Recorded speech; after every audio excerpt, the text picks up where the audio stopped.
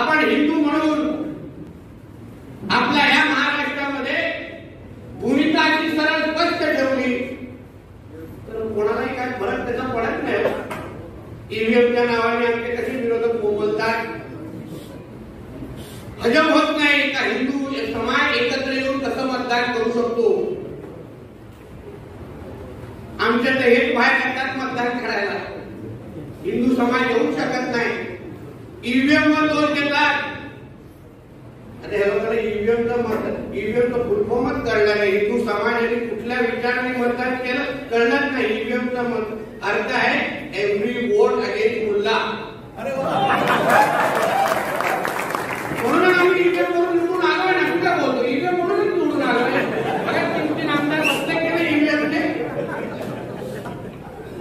हे देऊ टाका ब्रेकिंग मागवा। हिंदूंना सुरक्षित ठेवणं, हिंदूंना आर्थिक सक्षम करणं ही आमच्या सगळ्यांची भूमिका असल्यामुळे त्या दिशेने आम्ही सगळेजण वाटचाल करतो। आणि मग या हिंदू राष्ट्रामध्ये वावरणारा प्रत्येक नागरिक जो ह्या आपल्या देशाला आपला देश म्हणत असेल, जो ह्या तिरंग्याला सलाम ठोकत असेल, जो आमच्या बरोबर उभं राहून वंदे मातरम म्हणत असेल, तो ह्या राष्ट्रामध्ये निश्चितपणे आमच्याबरोबर राहू शकतो। ही आमची भूमिका आहे। पोटापाण्याचा विचार करा, आपण त्याच्या अगोदर आपल्या धर्माबद्दल विचार करून आपलं आयुष्य जगा। आपला धर्म आपला प्राधान्य असलंच पाहिजे। ज्यांच्या विरुद्ध आपण आवाज उचलतोय, ज्यांच्या विरुद्ध आपण हे आवाज पेलतोय,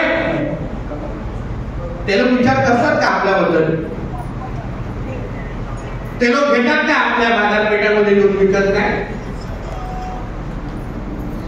ते लोक विचार करतात का बाबा जो व्यवसाय करायचा आहे मी सगळ्यांबरोबर करू असं विचार करताना कधी बघितलाय? लोकप्रतिनिधी आणि नेते जर बसले व्यासपीठावर,